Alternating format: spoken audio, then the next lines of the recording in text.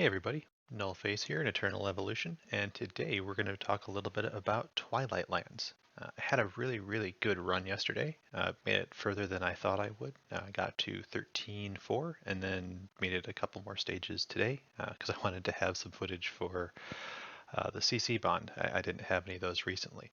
So I recorded all of the stages that I passed yesterday, and while all of that together would be really boring to watch, I've pulled out a sample of the stages that I prefer, and I'll talk about why I like each of those, as well as go through the mini bosses and each of the types of boss encounters. Now, these will be the higher level ones, so at the lower levels, there will be fewer mechanics.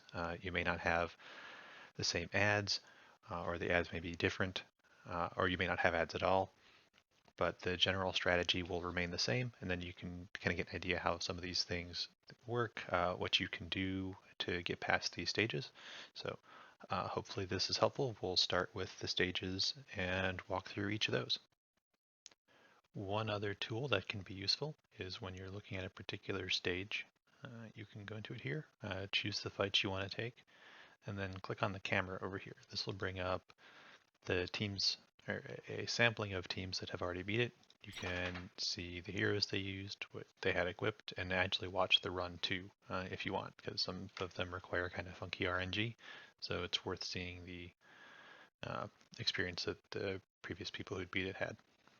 That can be helpful, give ideas of other teams, other heroes, other ways to approach the problem.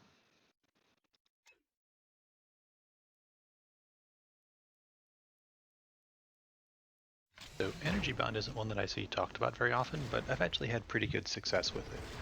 In the earlier levels, I tend to bring a little bit more damage. You can use Luke or Nagrama, anyone like that. In the later levels, though, the control becomes more important. So here I'm using Daniel with Prevent in the back line. Now, when I try to use them in the mid line, like earlier, for more damage, it just doesn't work as well. Their survivability isn't there. So I found that with this placement, Daniel's ults help protect the mid line, the healers. They're able to tank a little bit better, and then we still get out enough damage between the three of them that are actually doing damage to take down the boss. So you get to this stage and there's not too much left. It gets a lot easier. It's really the Muka types that are the most dangerous. So if you're able to clear out those, the ones that jump, you should be in pretty good shape.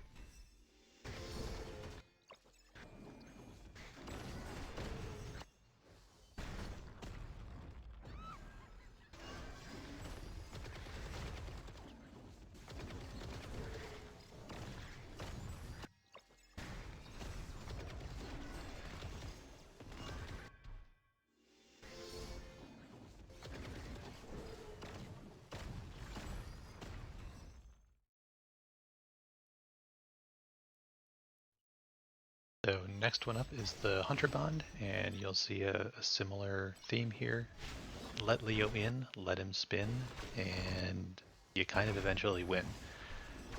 Did this before Leo with Crete, similar idea, just get him into the middle of everything, let him tank up all the hits, and just kind of keep going, let the hunters whittle away at the individual heroes as the time goes, but these aren't too bad. The only real risk there is if one of the backline gets off an ult, or one of their backline gets off an ult onto yours, that can kill, but for the most part, low risk.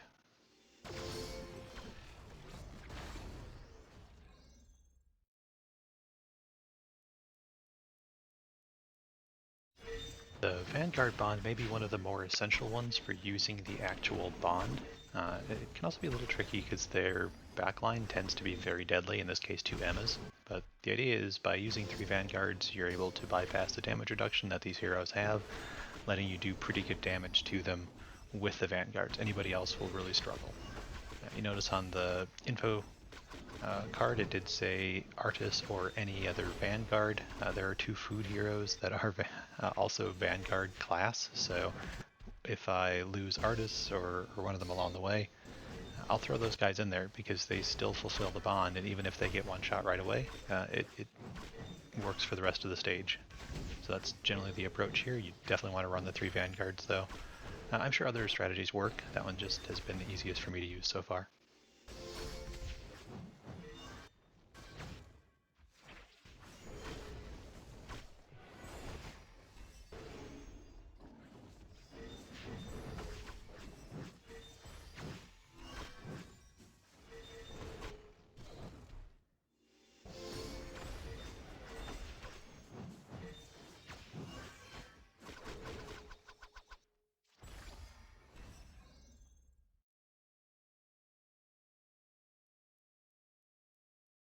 Summon Bond. Not too much to say about this one. This is one though where I run Daniel on manual so that I can do exactly what you saw right there and make sure his ult hits all of them. Otherwise he will just target the one or two closest, so you can really maximize the damage and speed through the stage a lot quicker if you are willing to put in a little bit more time and effort here and manual him. You can get a lot more value. Unfortunately, this is a pretty high stage and Senway just got nuked, but you'll have that happen.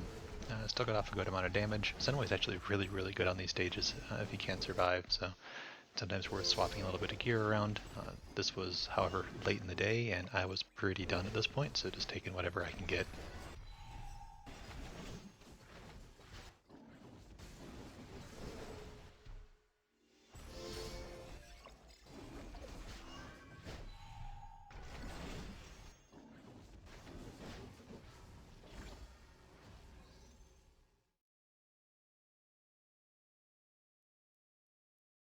The Summoner mini-boss is remarkably similar to the summon stages. There's really not much different you have to do. It's actually slightly easier because you can just run Daniel on auto. His ult will hit both of them no matter where he drops it, so it's a little easier in that sense. Same AoE coming out from them, so just have some good healing and be able to recover. You should be just fine to nuke him down. There's really not too much to this one.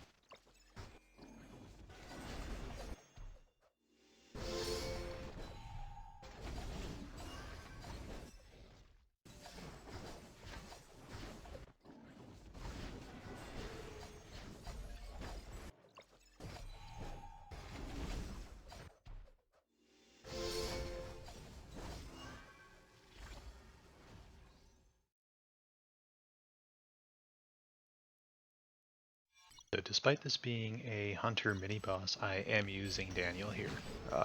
He provides a little bit more crowd control. I had problems with the Crete jumping around and generally ruining things, as Crete is prone to doing. Does enough damage to get through the shields. It helps. As you can see here, my Azina's ult timing was a little bit off, so that was not great. Got it just in a nick of time though, and barely survived that AoE.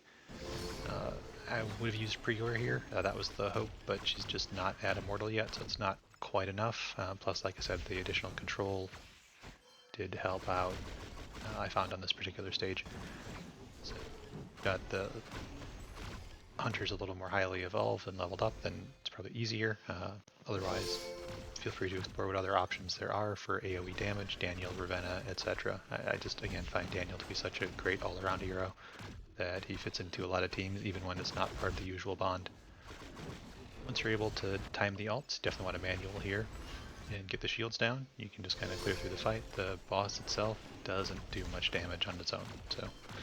And you can see here I even just kind of kept the ults off at the end and just wore them down at the with the regular attacks because it's not worth wasting the cooldowns.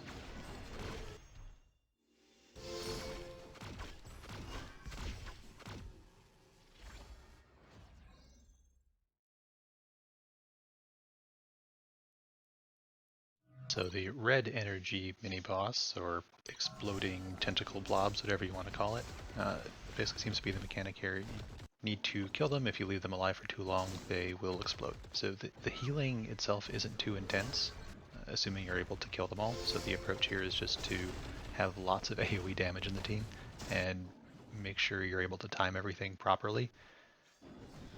If you miss one, you will get a heavy AoE. I think there's one that survived later in the fight. You'll see it here a little later as it pops up and takes most of Ravenna's health, but I'm sure you can get away with autoing this. It just makes me nervous that they may not target properly, so I generally manual to make sure that I can try to maximize the coverage. Once you're able to do that, it's really not too bad. You just have to try and time things. Again, if you leave them up, they really hurt. So I'm hovering over the pause button there, because if a couple of them go off, it gets really bad really quickly. But fortunately, you're able to take them down and get through it pretty quickly here on, I think, the second try.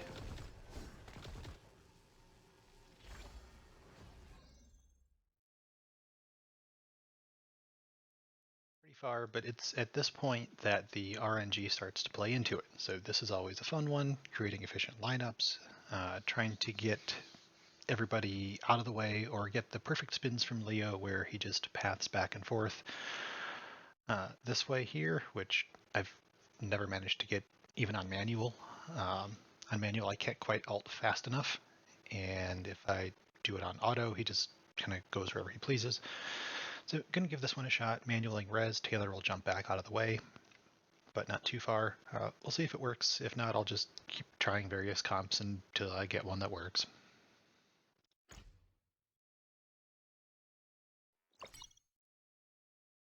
It's off.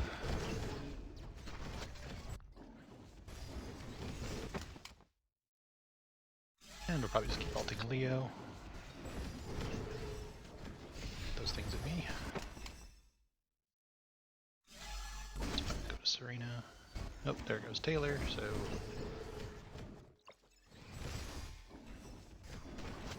just Taylor.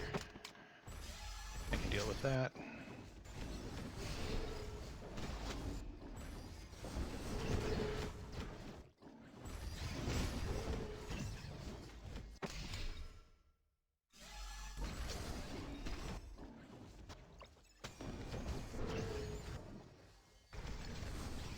Looks like this should be a win. Hopefully don't nuke me right here at the end. Go Leo, go. Alright, so that worked for that one. Hopefully. CC Bond is one of the more challenging ones, or at least as far as timing goes. There are plenty of counter options. Here I'm using a combination of Daniel's ult and Bailey with Pain Rune, Bailey and Leo, both with Pain Rune for additional stuns. Bailey should stay on the boss most of the time, or an assassin should stay back there, so when he starts to use his move, he'll pop that shield and hopefully get stunned. Daniel's ult is a little more reliable. I'm just using res to make sure that he has the ult up pretty much all times. Hypnos is also another good counter with a point and click stun, and you can just kind of save that for whenever the dude starts to do his thing. You just have to make sure that it's up in time. So again, Daniel works well here because it's a combination of damage and CC, and it just kind of helps overall in the fight. But there are definitely a few ways to counter this and try to keep that mini-boss from wrecking your team.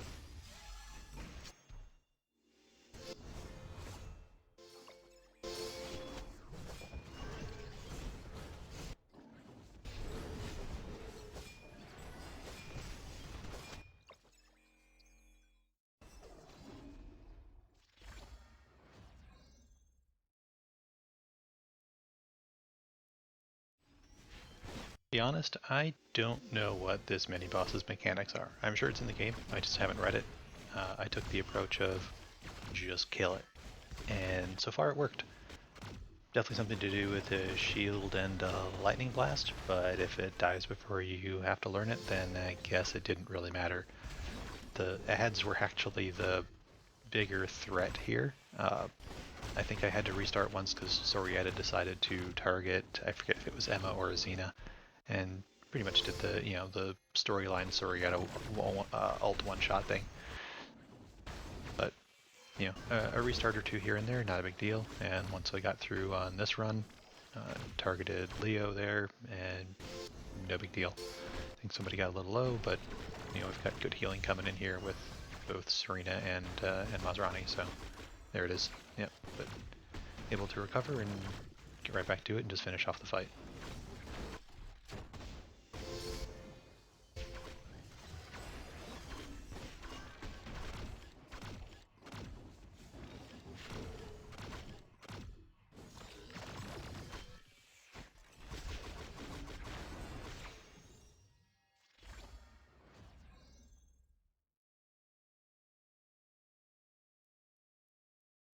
This mini-boss, the blue energy one, is actually terrifying to me because of the rate at which the damage comes out. Another fight where I do play it on manual, at least at the start, to make sure everyone has their abilities up at the right time, which is right now, and then we just try to blast them. Was my first time using Anaruta here. Now, obviously didn't last very long, a half second there, but it was long enough to get the job done. Almost lost Masrani afterwards here, but Ravenna's damage is just incredible when you can bunch them all up like that. Put in there with the defense down from Luke, and granted, we ended the fight a little lower than I would have liked for the subsequent ones, but you know, again, you got to take the ones where you can get them. So if they die, then you take it.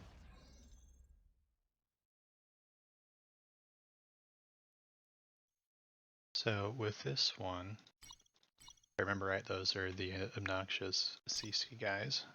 So I don't usually bring Hunter Bond here. It's actually maybe I'll try 2 Hunters and Daniel, because Daniel's stuns here are fantastic. Try this configuration and see how that works.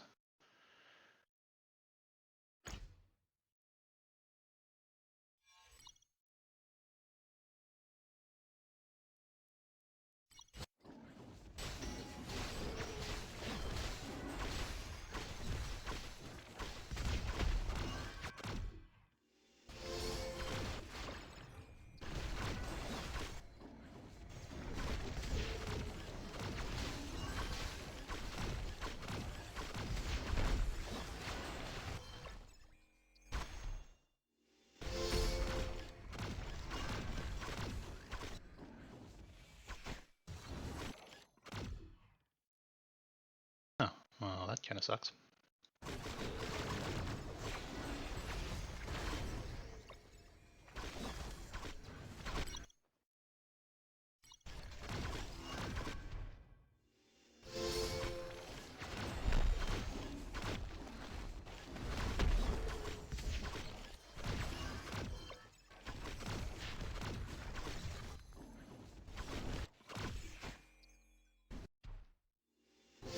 Didn't see that thing off to the side. Could have been slightly faster, but now let's wait for the shield.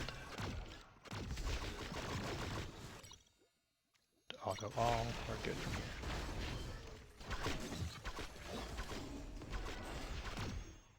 Daniel's amazing.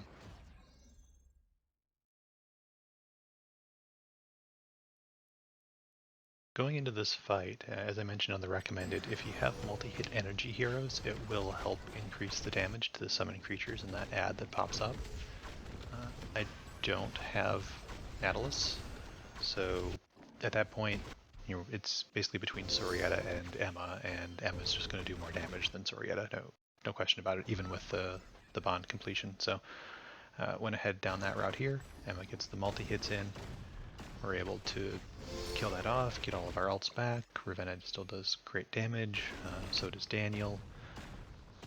The team works pretty well, the problem being that Emma's very fragile, and we do lose her later in the run, but the rest of it was going so well that I decided to just keep on with it. You know, you gotta kind of make those decisions mid-run. And if you've done a few tries and it's going better than it has before, sometimes it's worth it even if you lose a key hero just to beat the stage boss, right? So kind of make that decision based on your previous experience and go with it and hope for the best.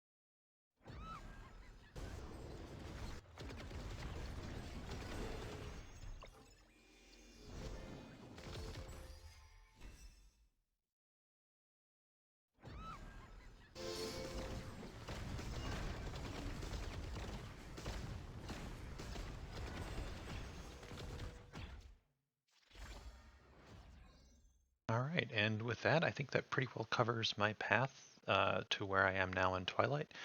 Of course, there are a lot more options available as far as the bonds go, right? There's tank, there's assassin, generalist. I don't like the assassin bond very much. I just don't like the mechanic.